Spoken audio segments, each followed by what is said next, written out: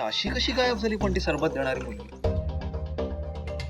आणि मला असं वाटतंय की तिला ना कोणीतरी मुद्दामच पाठवला असतो. तिने काकूच्या सरबतात काहीतरी औषध मिक्स केलं असेल ज्यामुळे काकूचा आवाज गेला. पण सिद्धिराज, तसं असेल ना तर हे सगळं प्रकरण हाताबाहेर चाललंय हो. म्हणजे या केसमुळे आपल्या घरच्यांना इतका त्रास होणार असेल तर काय अर्थ आहे या सगळ्याला? भावना, तू याची काळजी अजिबात करू नकोस. जो कोणी गुन्हेगार आहे त्याला आपल्या कोणाच्याच तोंडून सत्य बाहेर पडलेलं परवडणार नाहीये. आणि म्हणूनच ते औषध वगैरे देऊन त्याने लक्ष्मीचा आवाज बंद करायचा प्रयत्न केलाय. आणि माझी खात्री आहे तू इथेच कुठेतरी असायला पाहिजे, आसपासच. पण बाबा, मला आता खरा गुन्हेगार शोधण्यापेक्षा वेंकी दादाला यातून वाचवणं जास्त महत्वाचं वाटतंय. नाही भावना, श्रीकांत इनामदारला ज्याने कोणी मारलाय ना तो खरा इसाम बाहेर यायलाच हवा आणि त्याला शिक्षा मिळायलाच पाहिजे. त्याला वाचवण्यासाठी तरी सगळी खटपट चालू आहे. त्या काकूचा मंगळसूत्र खेचण्याचा प्रयत्न केला म्हणजे काय? कोर्टाचा एरिया म्हणजे डेंजर एरिया आहे का? सतत पोलिसांची ये जा असते तिथे असल्या गोष्टी घडतायत म्हणजे. मला एकच गोष्ट कळत नाही की नेमकं हे सगळं करतंय कोण?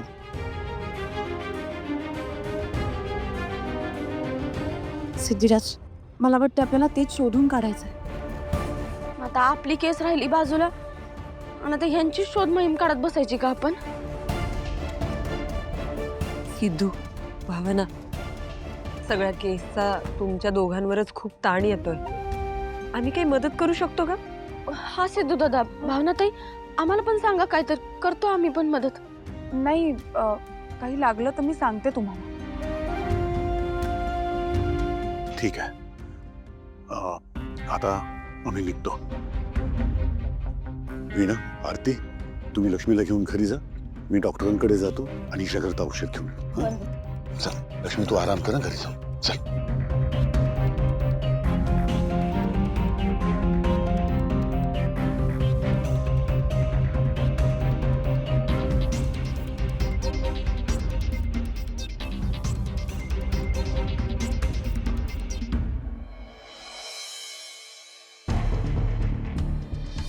काकू, गॅसवर दूध ठेवलंय, उकळलं असेल, जाऊन बघते.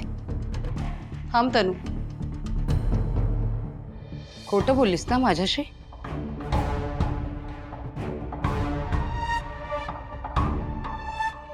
मी तुम्हाला एक वेळ माझं खरं नाव सांगूनही टाकलं असतं काकू.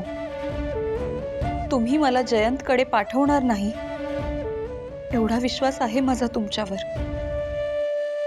पण तुम्ही विश्वाची आई आहात. हे घर त्याचं आहे.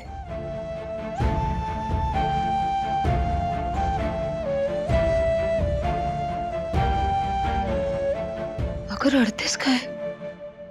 काकू,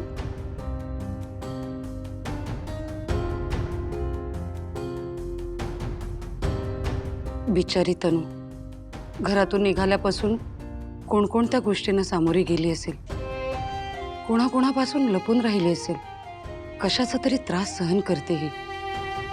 पण मग अशा वेळेस तिला आपण नाही आदर देणार तर कोण देणार? हे वेडाबाई, रडणं थांबव बघू. बरं, पत्रिकेचा विषय बाजूला राहू देत. तू सुखरूप घरी आलीस ना, ह्यापेक्षा चांगलं काहीच नाही आहे का? तनु, तुला माहितीये, मी तुला एकदा म्हटलं होतं, ह्या घरचे नाते पुन्हा जोडण्यासाठी मला तुझी मदत लागेल. हो काकू, पण मी मात्र काकू खरंच सॉरी. सॉरी काय वेडाबाई? आपल्या माणसांची कोणी माफी मागतं का? तू किती केलंयस आमच्यासाठी, ह्या घरासाठी. नाती जोडलीस, माणसं जपलीस. पण मी मात्र कुठेतरी कमी पडले. पण आता नाही हा. आता मला काहीतरी करायचं. तुझा विश्वास पुन्हा एकदा कमवायचा. तू सांग, काय करू मी तुझ्यासाठी? काकू, अहो माझ्यासाठी उगाच कशाला तुम्ही काय करताय? तू नाही सांगितलंस तर मी रागवे ना. सांग बरं, तुला खायला काय आवडतं? काकू, माझ्या आवडीचं काही करण्यापेक्षा तुम्ही तुमच्या आवडीचं करा ना. मी आता खरोखर रागवणार आहे तुझ्यावर. जा.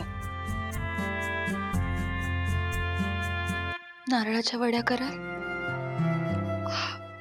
नारळाच्या वड्या?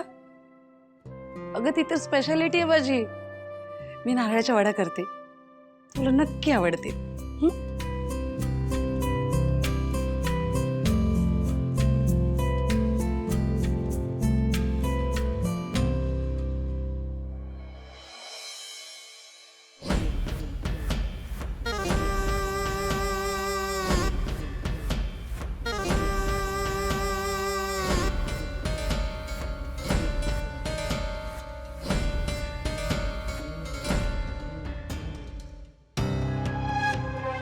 वेळेत काम करायला तुम्हाला जमतं की नाही?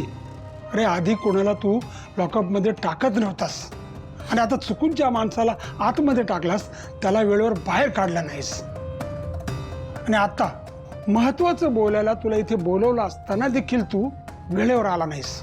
अरे वेळेचं तारतम्य बाळगणार आहेस की नाही? हा पप्पा, नीलाम बरी लक्ष ठेवून होती, तिला चुकून इथे आलो, उशीर झाला.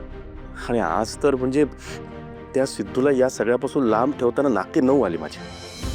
रोज हिअरिंगला येतो पप्पा तो, आणि त्याला जर का कळलं ना की या ठिकाणी या वेळीच ॲक्सिडेंट झाला होता, त्याला सगळं आठवेल की हा ॲक्सिडेंट त्याच्यामुळेच झाला होता. आणि आज हिअरिंगला ज्या रस्त्यावर ॲक्सिडेंट झाला होता ना, त्या रस्त्याच्या नावावर चर्चा चालू होती पप्पा.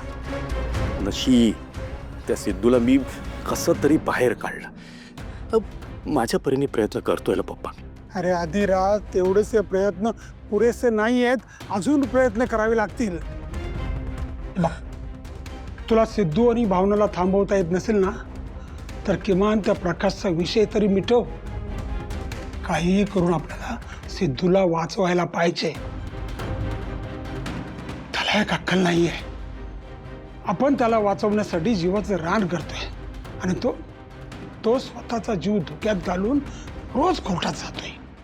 कोणाचा जीव धोक्यात आहे रे?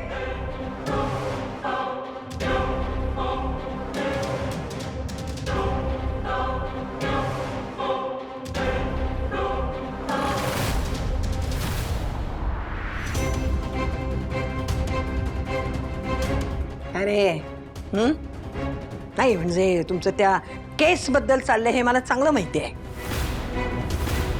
आता चटकन सांगा की कुणाचा जीव धोक्यात आहे. तर तुम्हा दोघांची खैर नाही.